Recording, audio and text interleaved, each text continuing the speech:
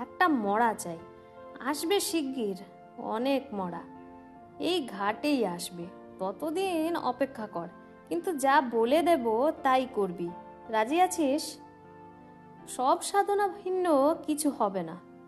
তখন আমি মরিয়া হয়ে উঠেছি। আমি ভীতু লোক ছিলাম না কোনো কালেই, তবুও কখনো মরার উপর বসে সাধনা করব এ কল্পনাও করিনি। কিন্তু রাজি হলাম পাগলির প্রস্তাবে।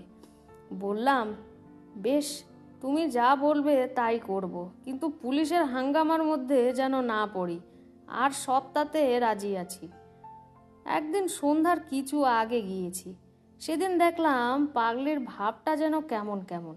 ও আমায় বললে, একটা মরা পাওয়া গিয়েছে, চুপি চুপি এসো।